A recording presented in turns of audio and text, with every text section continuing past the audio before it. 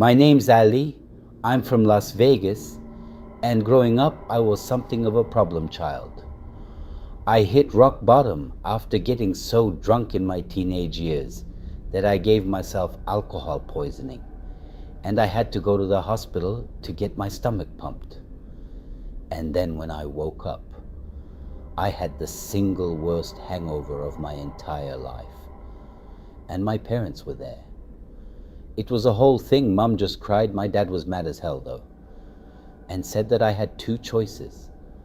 I could go dry out on my uncle's farm up north, or they'd send me to some Christian sober camp full of born-again weirdos. They didn't have the money to send me to some fancy smacky rehab center. So those were my two options, and I chose the farm. Technically, Uncle Alan wasn't exactly my uncle. He was more like one of my dad's third cousins. But he'd been living up north on this little ranch for the past 20 years or so. And since he and Dad were close when they were kids, he figured that he could call in a favor. Alan agreed. And so off I went for a whole 2 weeks so I could dry out and learn the meaning of hard work. The ranch was up near a little town called Wild Horse, and to get there, we had to drive into the hills for a few miles before we reached a large green gully, like a dimple in the hills kind of. And that was my uncle's farm. It wasn't big, but he had plenty growing there. He had a tomato patch, a plot for all kinds of chilies, and then on the other side, he had a big watermelon patch and a whole orchard full of apricot trees. It was a really beautiful place, and I started to think that it might be a pretty cool place to dry out for a while. But bearing in mind that we're arriving at night, so as Dad's headlights hit it, I suddenly saw just how run down the house was. It looked like it used to be a nice place, like back when it was built. But by the time I arrived there, it looked bad. There was also a part of me that thought it would be like a long time no-see kid. But no, this guy did not seem pleased to see me at all. He and my dad said hi to each other. Then I just stood by thinking that I was about to be introduced or something. But my Uncle Alan cuts my dad off as he's speaking, and then very sternly tells me to get in the house.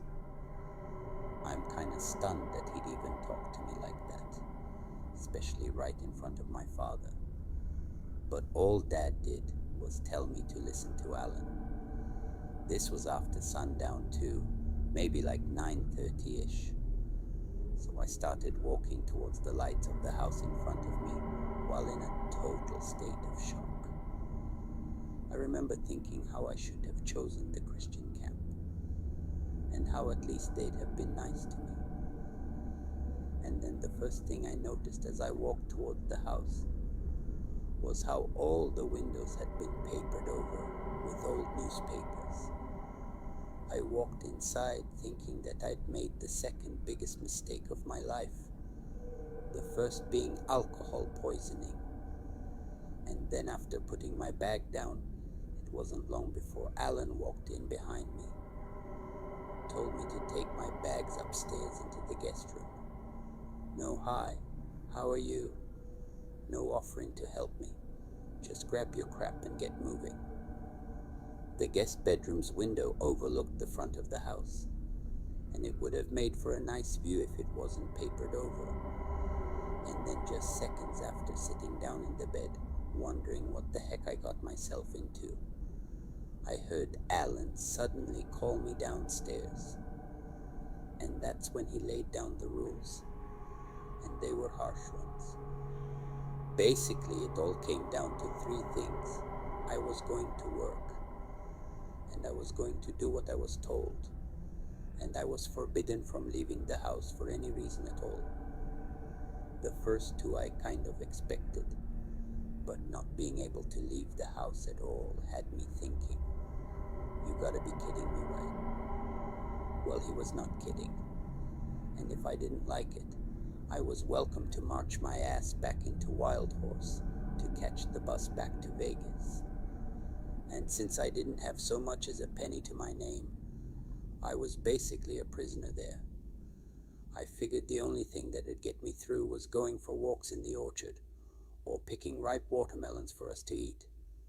But no, I had to stay inside and either cook, clean, or read. Not because Alan had decided those were my options, but because there was literally nothing else to do. I just cried that first night. I cried myself to sleep, actually thinking the next 2 weeks were going to be hell on earth. But while I sure got a little taste of hell, it came much sooner than I was expecting, and it didn't come from Alan. The first day started pretty well, actually. Because if there was one thing Alan was good at, it was cooking. I got this big breakfast of bacon, eggs, biscuits, and black coffee, and it was all great. But that breakfast wasn't so much a treat as it was fuel for the work that followed. He had me cleaning that house all freaking day, stopping only for an admittedly very good lunch of chicken salad sandwiches. And that was the friendliest Alan got with me. When I asked if he'd grown the tomatoes that we were eating, he said yes. I said they were good. And then he kinda pursed his lips and nodded before we kept on eating in silence. Now I guess that's how I knew that he didn't completely hate me. But it was clear that he didn't exactly want me there either. And so after lunch, I went back to work to earn my keep. That first day sucked, and the second day was more of the same. But then weirdly, by the end of the third day, I was actually starting to feel kind of at home. I guess it was the psychological effect of the place looking and smelling nice. But I started feeling this weird sense of ownership. And I found a newfound appreciation for sobriety. Alan didn't exactly warm up to me ever, actually, but he did stop being such an a-hole with me once I started to sort of get with the program. But then that night, the third of my stay with him, I realized that there was a lot more to him than met the eye. So remember how I said that my windows were papered over? Well, there was a tiny little gap in one of them between the paper and the frame, meaning that I could look out over the driveway and some of the vegetable patches if I put my eye up real close. Well, that night, I'm lying in bed, not able to sleep, when I heard voices outside the house. I got curious, and so I ended up rolling out of bed and creeping over to the window to see what's going on. Now, the first thing that I saw were these two dark figures, only dimly lit by the lights coming from the ground floor. And then at their feet, there were two big sacks of what looked to be Alan's produce. They looked like they were leaning over and checking out what the sacks held. And then when I heard the sound of the door opening and closing downstairs, the two figures stood up straight and backed off a little, like they were wary of what Alan might do. Now I couldn't hear exactly what Alan said to them, but once he'd said it, the two figures reached down and picked up the sacks and then walked off into the darkness. It was weird because, while it looked like a fairly innocent exchange, it didn't seem friendly at all. Alan stayed watching them after they'd turned and walked off, almost like he didn't trust them. And I don't think these two guys said a single word of thanks, as they took a heck of a lot of fruit and vegetables too. It just looked so odd, and I couldn't help but wonder who these two guys were as I drifted off to sleep that night. The next morning, when I asked who the two nighttime visitors were, Alan looked very shifty before claiming that they were his friends. He also said it in a way that suggested that I shouldn't ask him any more questions. And so I decided to leave things at that. And then maybe an hour or two later, on peeling potatoes for that night's dinner, Alan announces he's driving into town. Now he told me the rules still applied, especially when he was gone, and that I wasn't to leave the house for any reason whatsoever, not unless it was for an absolute life or death emergency. Well, no sooner had he left, and in spite of how much he clearly trusted me not to, I went outside. I mean, can you blame me? The whole outside rule just seemed bizarre at that point. I get that I had to work and stuff to keep my hands and mind occupied, but the idea of not being able to look at all those beautiful trees and the sky, it just seemed ridiculous, you know. No, I wasn't even considering running off to find drugs or alcohol by that point, so I figured why the heck not, and walked out onto the porch to enjoy the mid-morning sunshine. It was really beautiful out there, and not seeing the sky for about 3 days gave me a real appreciation for being outside again.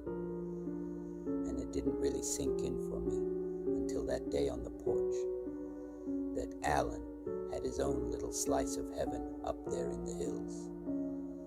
Assuming that he'd stay in town for a little while, I figured Alan might be gone for 40 to 45 minutes tops, and that gave me at least 20 to 30 minutes to sit out on the porch and enjoy the sunshine before it was back to being a prisoner again.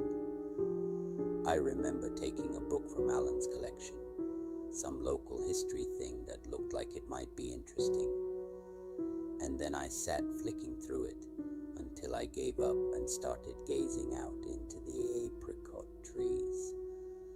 I figured if I got lost in the book, I'd lose track of time, at which point Alan might come home and see me out on the porch. And well, I didn't want that to happen. But then, as I'm sitting there just kind of soaking up the scene, I see someone standing in the apricot orchard maybe 50 yards away. Apricot trees aren't very tall, at least these ones weren't anyway. And they looked more like big bushes and were wide enough so that someone could kind of hide behind them, at least hide their body anyway. Because as I'm looking through the orchard, I see this pair of legs sticking out from under a big patch of green leaves. They weren't moving either. They were just sort of standing there, and from what I could tell, they were just watching me through a gap in all that greenery. My first thought was that it was one of Alan's friends, maybe even one of the guys who visited the previous night, and so not wanting to be rude or anything, I raised a hand and gave the person a little wave, not just to say hello, but to say something like, "I see you watching me there, and it's kind of creepy." Now I figured they'd either move out of embarrassment that I'd caught them staring, or at least wave back, but they didn't move. They just kept on watching me through the leaves of that apricot tree.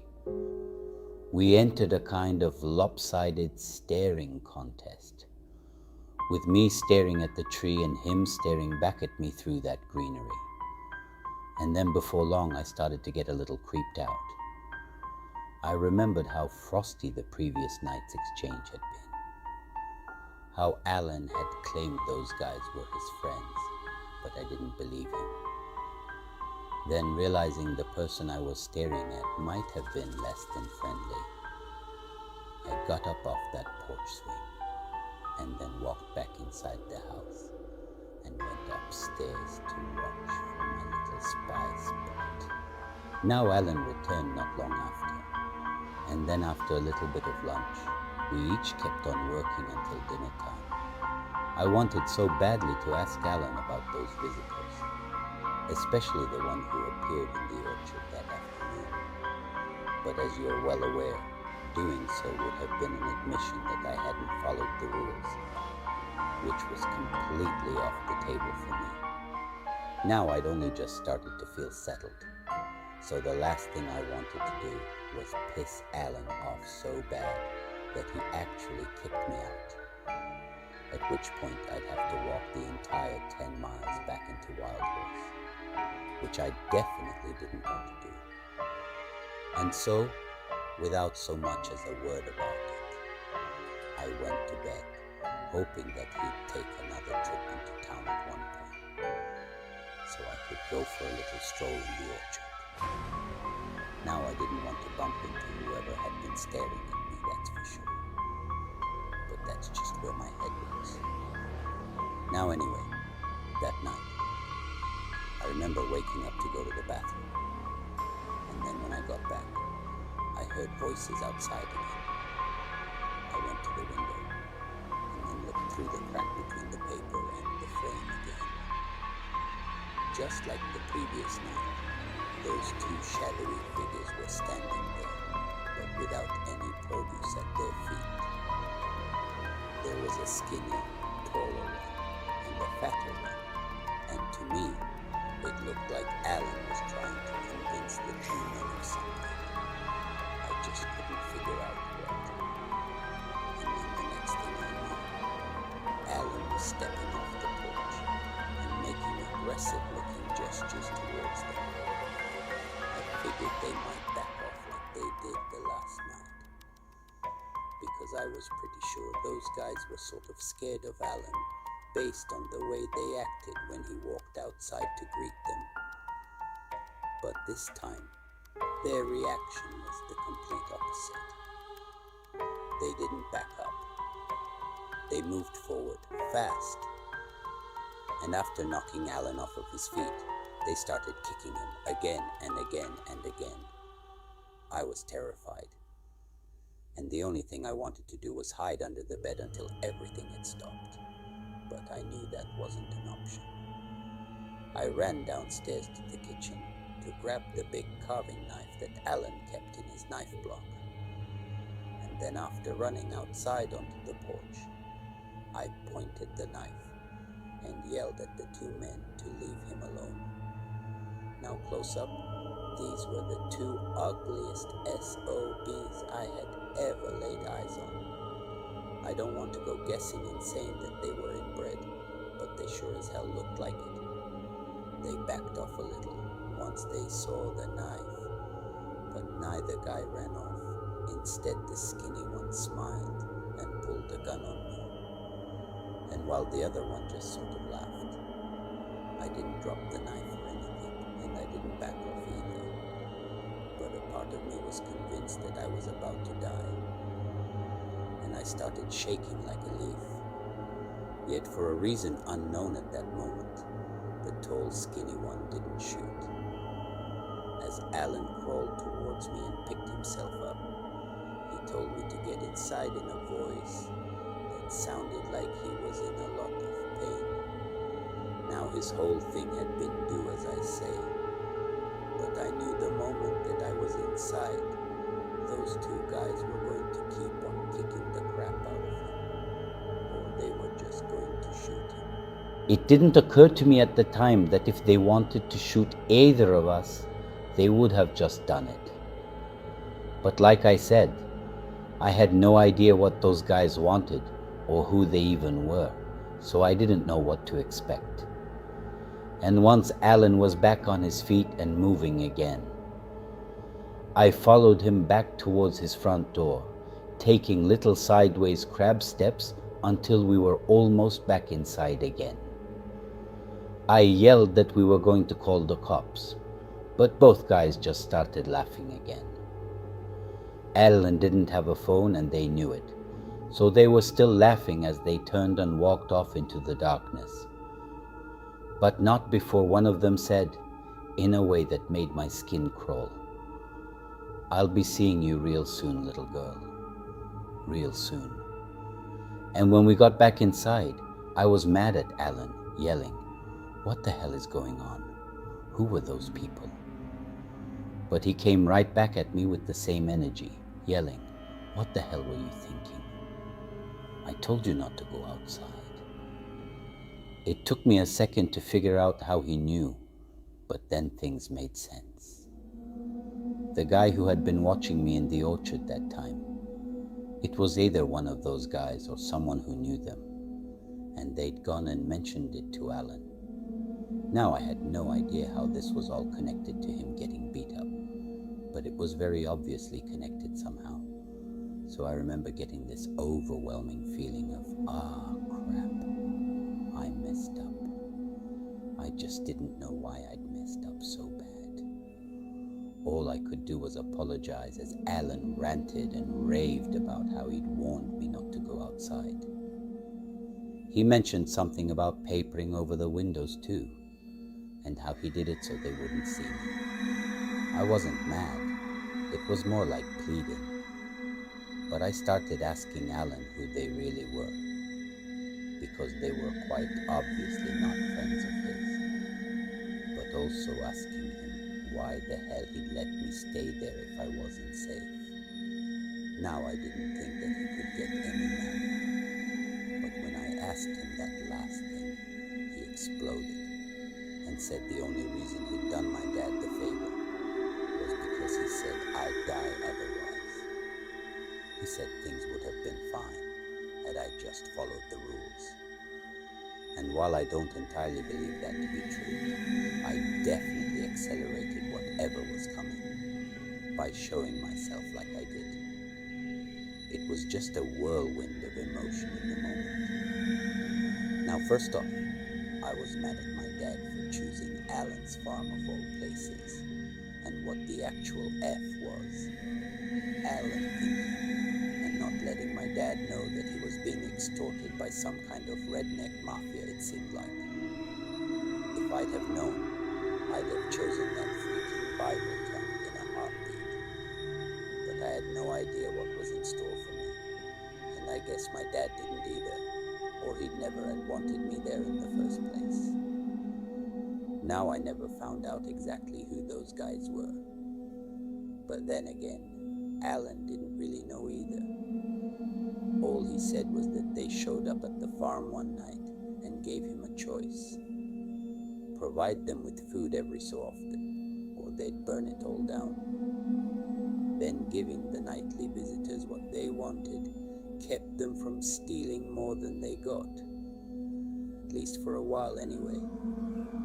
They never saw eye to eye, but the way Alan saw it, it was the price that he had to pay to live in his own little slice of heaven, and much more preferable than starting a blood feud with a bunch of cousin-loving sons of bitches, as he put it. Which brings me to the second thing that had my head so whacked out, and that's why Alan and the visitors had gotten into their little altercation. So on the third night, the visitors came to collect the fruit and vegetables, right? But Alan said that he figured they weren't happy with what he'd given them. Then on that afternoon, when I took it upon myself to sit out in the porch swing, one of the visitors spotted me after coming to steal extras. To me, that was an innocent, if not fairly creepy encounter. But to the visitors, it meant that Alan had something new to offer them, instead of fruit and vegetables myself. Obviously, when asked if they could take me away with them for a couple of nights, Alan said hell no.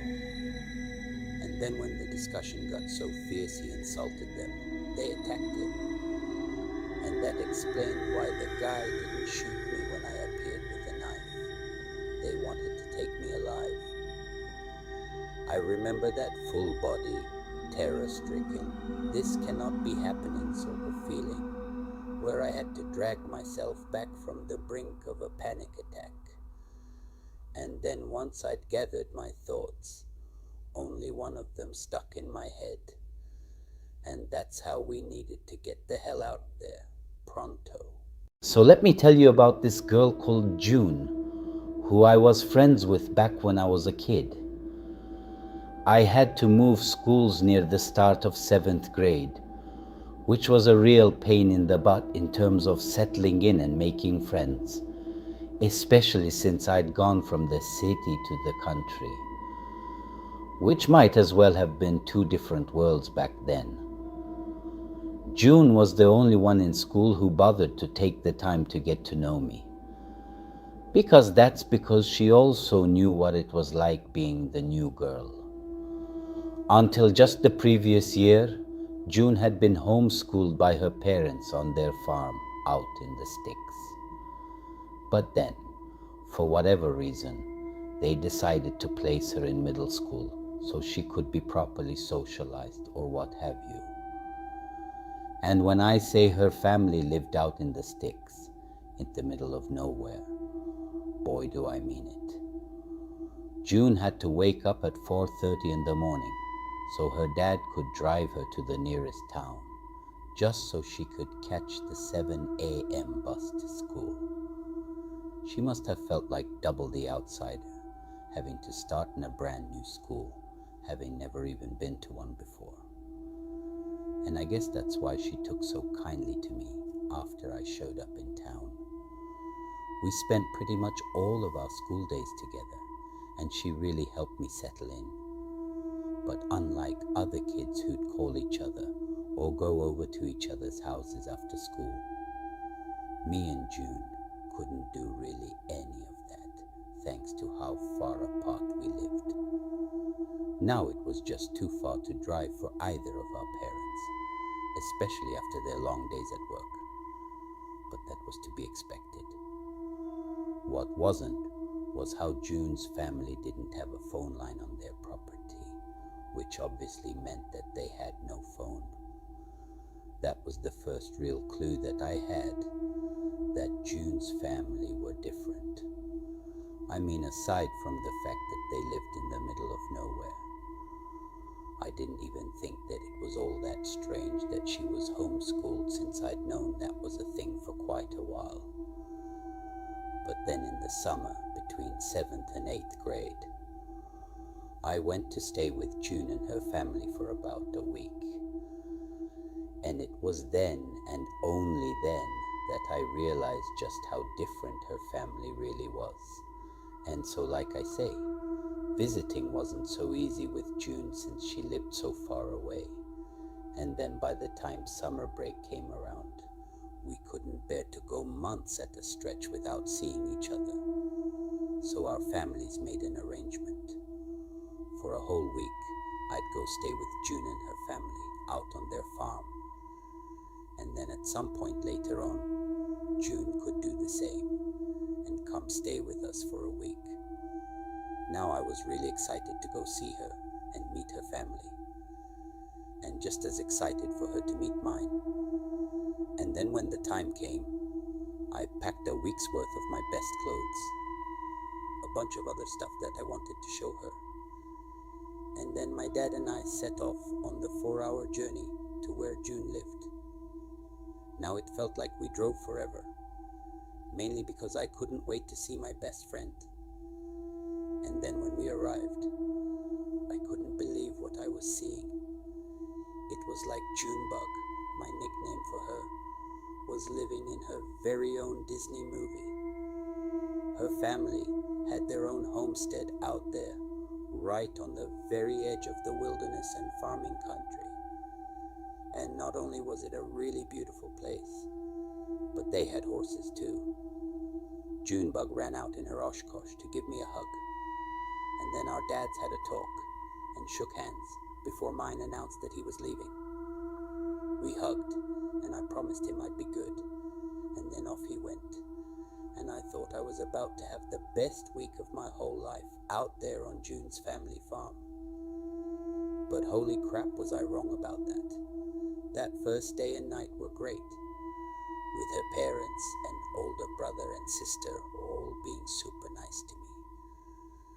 But then on the second day, I saw something which made me think all was not as it appeared to be. We were playing around the side of the house, and her dad was fixing his truck out near the driveway, when I saw this man walking down the dirt road the house was on. I saw him first, and then pointed him out to June. And then she yelled to her dad, who looked up and saw him last. It was an older man, one who walked with a slight limp, and I figured it must have been one of June's neighbors. But she said that she'd never seen him before in her life. And when her dad saw him, he started marching up the driveway to cut him off, like he didn't want him coming near the house.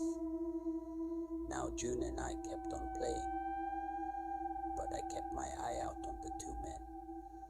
And while I couldn't hear what they were talking about, I watched them for a minute or two before the older man suddenly dropped to his knees. He was begging June's dad for something, but he was gesturing all mad, pretty much saying, get up, and trying to shoo the man off. It was really weird, and even June stopped to watch as I asked her a whole bunch of questions that I didn't know the answer to. Now that's when I first started to suspect that her dad wasn't the super nice guy like I thought he was. And while he was never anything but wonderful to me personally, things got really strange from there on out. Like when I found this shed at the very back of the backyard. June's family had a gigantic backyard, which led onto this big patch of woods that her dad and brother sometimes went hunting in. Then while we were out playing in the backyard on the third day, I ran over towards the shed, only to hear June yell for me to wait. I stopped and turned around, and she was running full pelt to reach me. Then as she caught her breath, she explained how we weren't allowed to go anywhere near that one shed, and that her dad would be really mad if he caught us. I have to stress too, the shed wasn't like sitting there out on the lawn. It was way back among the trees, so far you couldn't even see it from the back porch. So when June told me that we had to stay away from it, it kind of made sense that her dad wanted to hide something away in there. I wasn't allowed up near our attic, because my dad kept all those dangerous tools up there. So in my head, it made all the sense in the world that June's dad kept things away from the kids. But these days, I don't think that there was anything godly or innocent in there at all, let alone tools. On the fourth day, June's dad and brother went out on a hunting trip.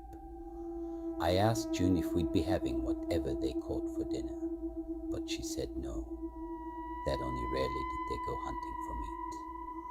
I started asking her a whole bunch of questions that she didn't know the answers to again, but we didn't focus on it for long.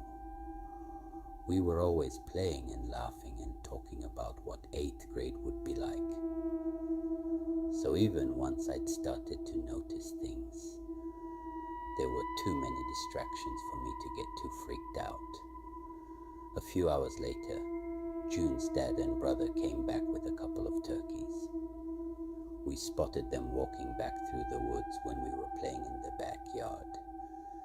And that's when I first noticed how they didn't have any guns with them.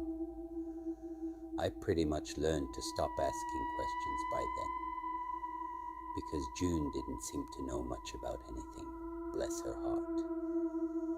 But to this day I wonder to myself, how the hell did they catch those birds if they didn't have guns? For anyone who doesn't know much about turkeys, they're not slow. They can easily outrun a human if they need to, and if they take off flying, forget about it. You're not catching one on foot. So how the heck did her dad and brother manage to catch them by hand? Granted, I know they could have had traps laid out, but their horses roamed all over too, so I don't think that it'd make much sense to risk hurting them, and not just those turkeys. But that was just the smaller side of things, because what really got my attention was how June's brother had all this blood and gore around his mouth and neck. Her dad laughed about how shell-shocked he looked later and explained it as a little rite of passage that his own father had him go through too. But to me, it feels like another one of those things that had a deeper and much darker meaning behind it than what I was being told. We didn't see any of that turkey meat either, just like June said. Her dad just took those things out to his forbidden shed and did God knows what to them. And that night, we woke up to hear June's sister screaming at the top of her lungs. The sound scared the ever-living crap out of me. But June just wrapped a pillow around her head and said it happened all the time.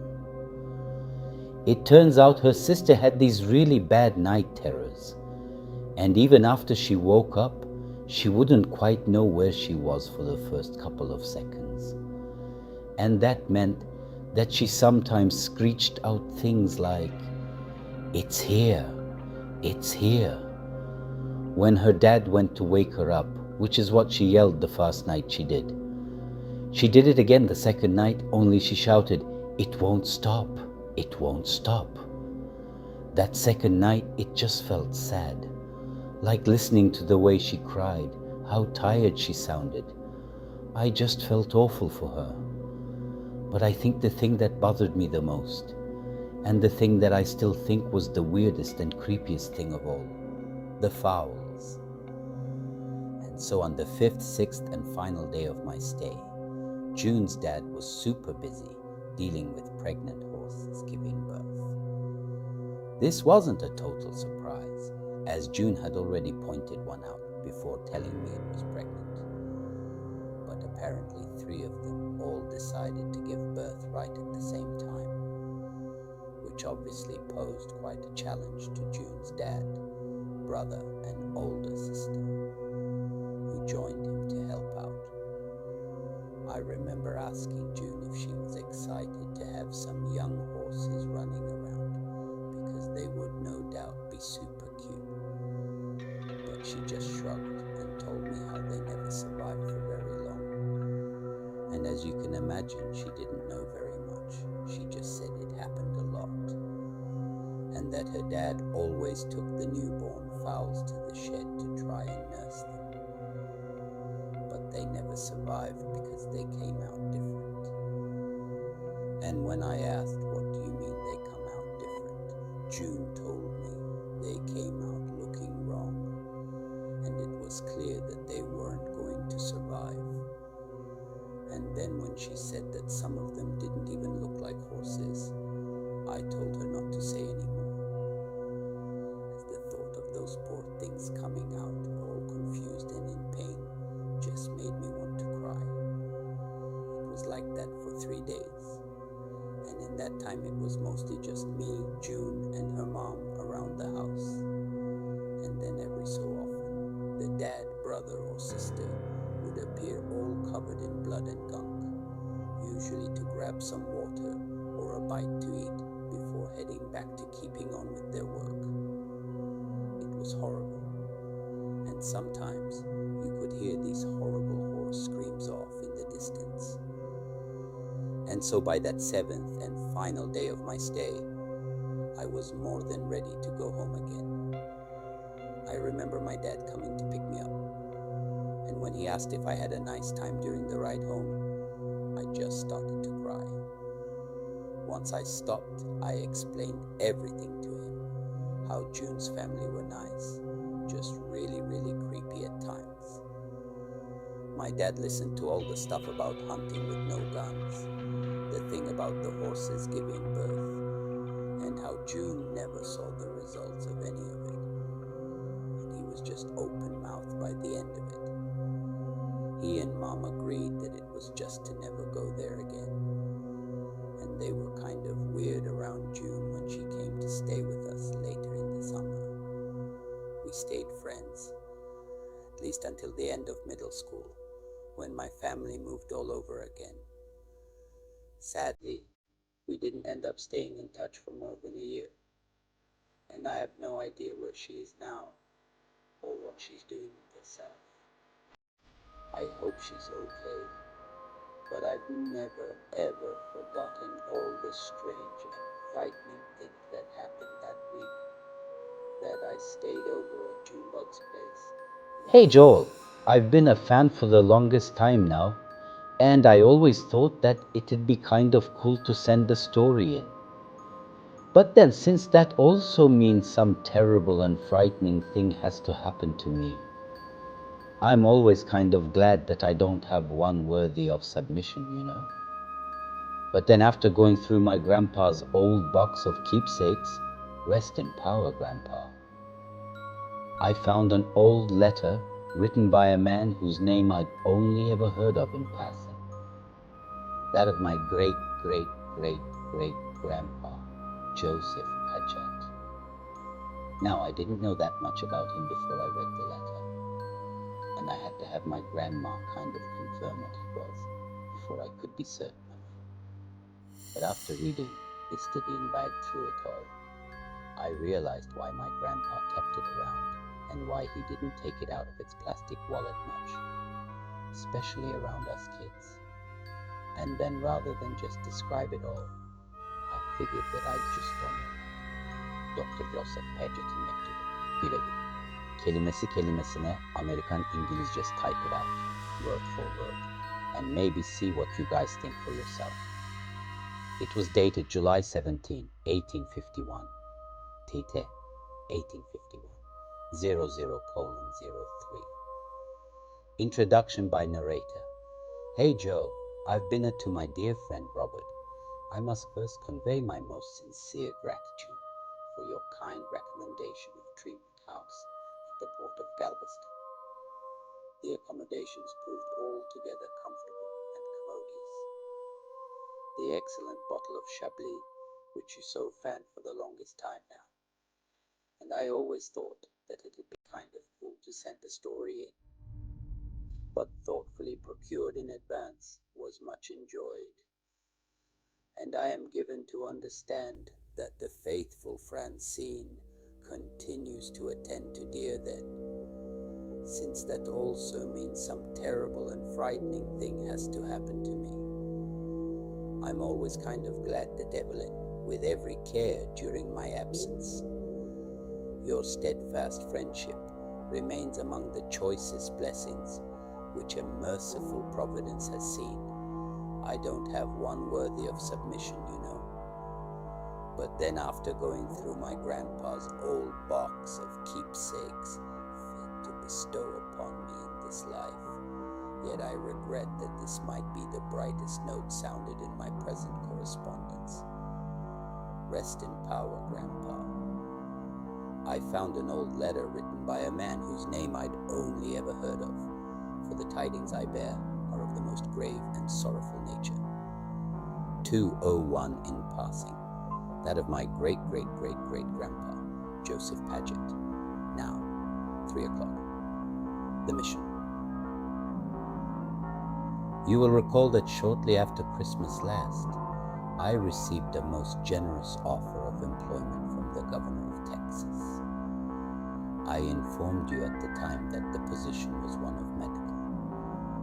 I didn't know that much about him before I read the letter, and I had to have my grandma kind of confirm what it was residency. And while that statement was in itself truthful, I fear I have not been altogether candid with you, though might before I could be certain of it.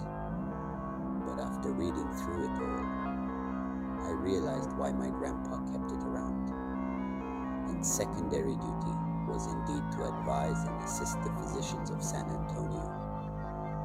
My principal charge carried me far beyond that settled place. Why he didn't take it out of its plastic wallet much, especially around us kids.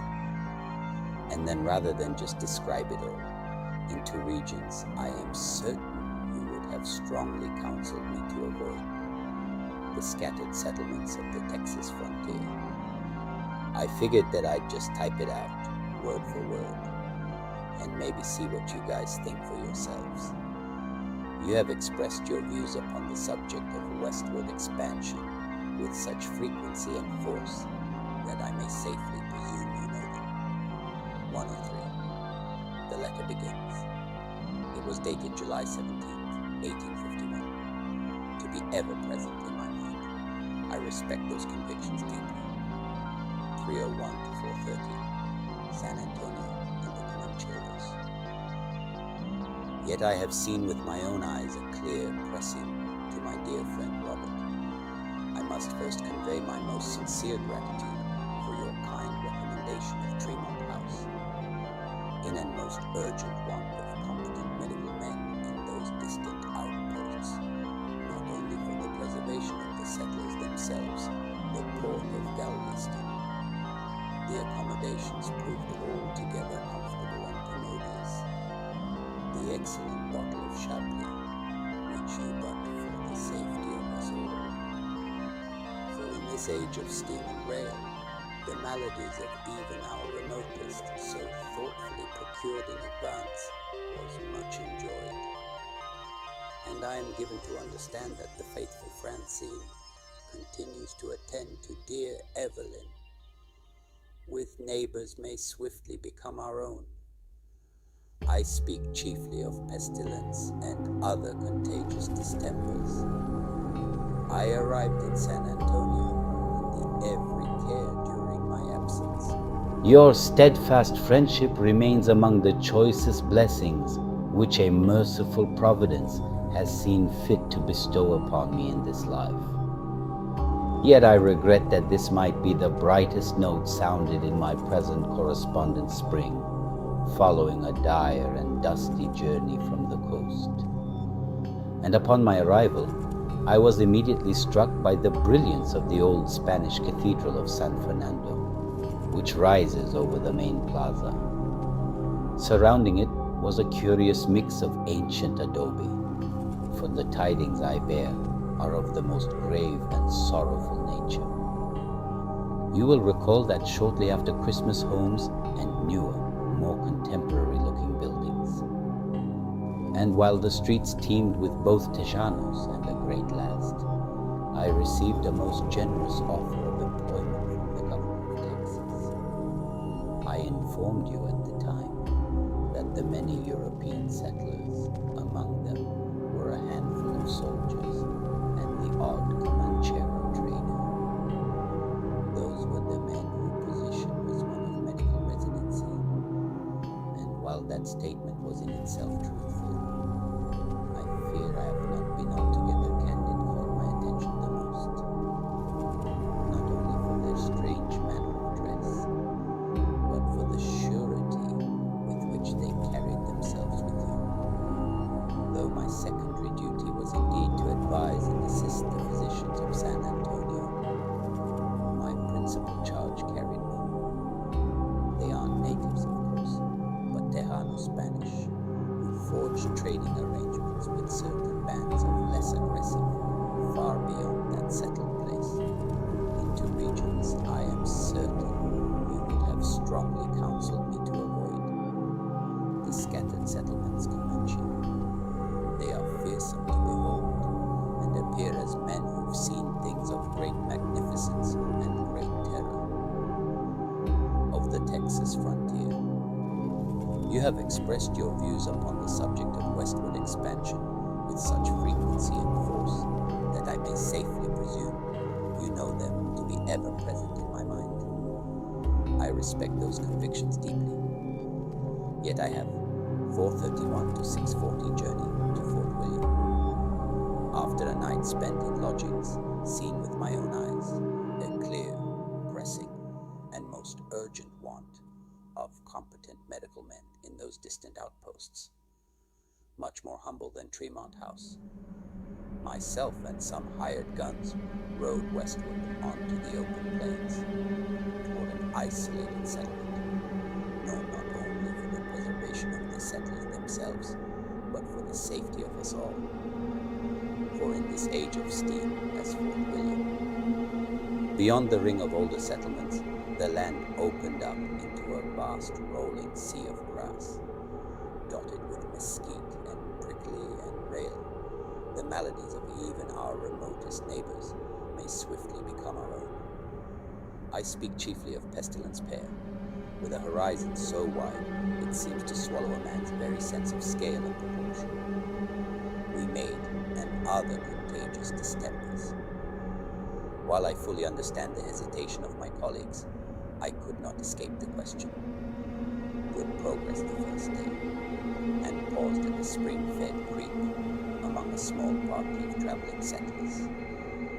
The journey tested both our horses and constitution, and the second day brought a drier country still, with the desolate distance shimmering in the heat. If not I, then who?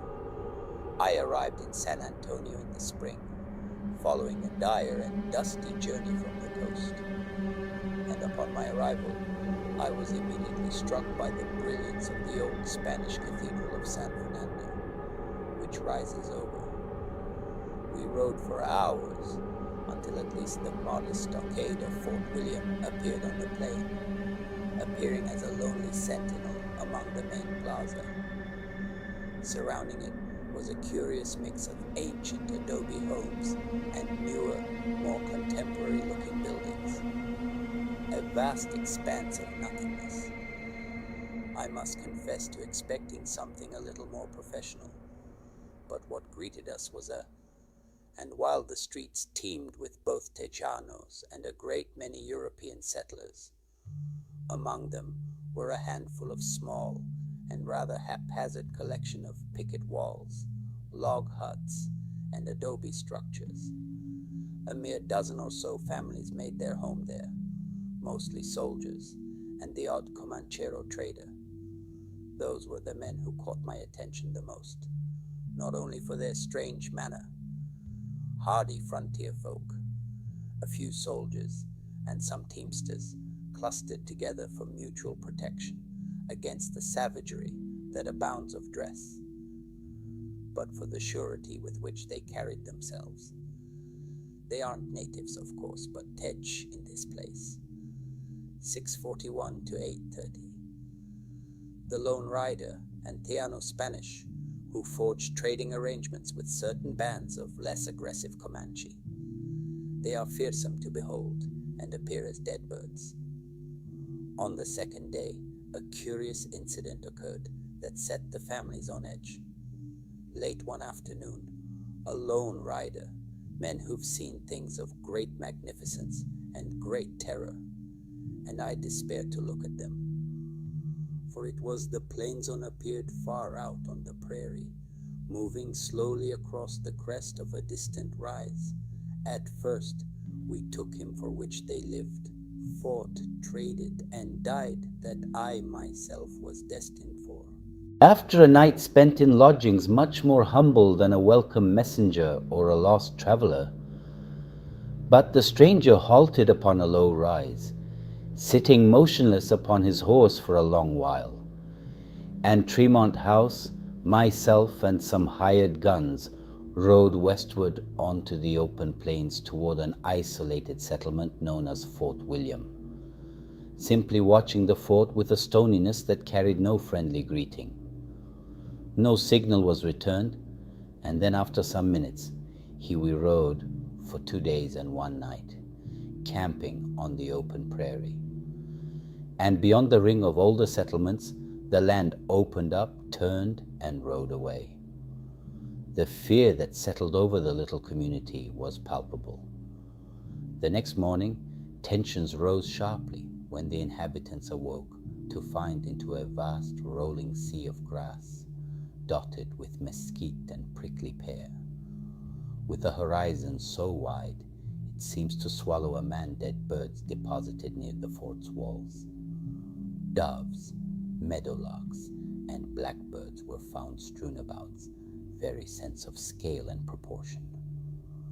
We made good progress the first day, albeit beneath a fierce sun, as though some unseen hand had cast them down in the night. Some of the other frontiersmen muttered darkly that it was a deliberate, and paused at a spring-fed creek among a small party of traveling settlers. The night was spent under the stars, with warning from the Comanche, a sign that the fort was marked for destruction. 8:31 to 10. A low fire, the coyotes singing their eerie chorus while we kept watch against ever-present threats. The journey tested 30. The war dance. But on a moonless night, they rose to outright terror at a sound that came drifting on both our horses and constitution. And the second day brought a drier country still, with the desolate distance shimmering in the heat the winds. For emanating from the darkness beyond the pickets came the unmistakable sounds of a war dance. We heard drums. We rode for hours, until at last the modest stockade of Fort William appeared on the plain, appearing as a lonely sentinel among a beating low, a steady rhythm that seemed to cut through our very bones. But these were nothing compared to the screeching vast expanse of nothingness. I must confess to expecting something a little more professional. But what greeted us was a small chance of the warriors. Their war songs drifted across the prairie like the wails of tormented spirits. Fierce, yet and rather haphazard collection of picket walls, log huts, and adobe structures, which appeared to have been thrown up with more haste than order. Mournful. The fort's families huddled together in their cabins, while the men gripped their rifles at the walls. A mere dozen or so families made their home there, mostly hardy frontier folk, a few soldiers, and some no one slept. For every soul feared that at any moment the darkness would erupt into an onslaught. Then one night, a loud alarm teamsters clustered together for mutual protection against the savagery that abounds in this place. Water is drawn from a brack was raised when a sizable party of Comanche warriors came riding boldly toward the fort. The menfolk rushed to the walls, Ish Creek, meat from the hunt, and news from the outer world arrives only when a rider chances through. Life is preparing for desperate battle. Yet to their infinite relief, the riders halted well short of range and raised a large white flag, stark and unyielding. The women tend small gardens and mind the stock, while the men work construction or stand watch. Evenings are spent high above their heads. 10:31 to 12:40. The massacre and battle around common fires with stories, hymns, and constant vigil. The sky is immense and the wind ceaseless, and one somehow, on the assumption they wished to parley, the fort sent out a small armed delegation of 3 men. Feels both the freedom and the peril of such a remote place all at once. Yet it is there that these people choose. Yet scarcely had greetings been exchanged when the trap was sprung. With a sudden and violent screech, the Comanche overwhelmed the delegation, impaling them on their war lances. Warriors then dismounted and began butchering them alive, all within plain view to make their home. And for that choice, they pay dearly. On the second day, a curious incident occurred of the men on the fort's battlements. The main body of the Comanche war party surged forward. They forced the gates that set the families on edge. Late one afternoon, a lone rider appeared far out on the prairie, moving slowly across the crest of a distant rise. At first we took him for a welcome messenger or a lost traveler, and several men rode with sheer numbers and fire, then poured inside. What followed was a protracted and brutal struggle. Men fought hand to hand with knife out a short way to hail him. But the stranger halted upon a low rise, sitting motionless upon his horse for a long while, and tomahawk and clubbed rifle. Warriors attempted to drag women and children away into the plains, with several only simply watching the fort, with a stillness that carried no friendly greeting. No signal was returned, nor any approach made, and then after being stopped by desperate point-blank shots. By God's mercy, the defenders prevailed at last, driving the attackers out and securing the some minutes. He turned and rode away at an easy pace, before being swallowed by the distant horizon. The fierce shattered gates. But the victory came at a terrible cost. Many good men lay dead or dying. Women and children were that settled over the little community was palpable. Mothers drew children close, rifles were checked, and quiet talk of Comanche scouts, or worse, lingered well wounded. And the little fort ran red with the blood of both attacker and defender alike. 12:40 into the night. The next morning, tensions rose sharply when the inhabitants awoke to find dead birds deposited near the fort's walls. Doves, meadowlarks, and blackbirds were found strewn about, as though some unseen hand had won. End. Final thoughts. I remained there for days afterwards, tending the injured as best my skills allowed. I also eased, cast them down in the night. The sight unnerved the entire settlement. Some of the other frontiersmen muttered darkly that the passing of those beyond earthly help, using a meager supply of morphine. I moved on to another small settlement where I found a man sorely. It was a deliberate warning from the Comanche, a sign that the fort was marked for destruction, and that the warriors were closer wounded by lance and shot. Yet the deepest injury of all was to his spirit, for his wife and young daughter had been than any scout had detected. Others, their faces set like cut flint, declared that they would die where they stood before, dragged away by the Comanche. He would only turn his face to the wall and whisper that he could no longer care to live. They abandoned their homes and fields. Rifles were oiled with greater care that day. Children kept close to the cabin, and a heavy silence fell. The light had gone out of his eyes. All of this has left me with a heavy heart and the clear conviction over the fort, broken only by the melancholic howling of prairie winds. Tensions were already high after the loan that a great and terrible conflict is now inevitable. The hatred runs too deep. I therefore mean to finish my immediate duties rider, and the grim discovery of dead birds scattered about the fort. But on a moonless night, they rose to outright hear and leave these western plains before the storm breaks in earnest. May God protect you, and may He, in His wisdom, reunite terror at a sound that came drifting on the winds. For emanating from the darkness beyond the pickets came the unmistakable sounds of a war us soon. Your faithful friend and servant, Dr. Joseph Paget.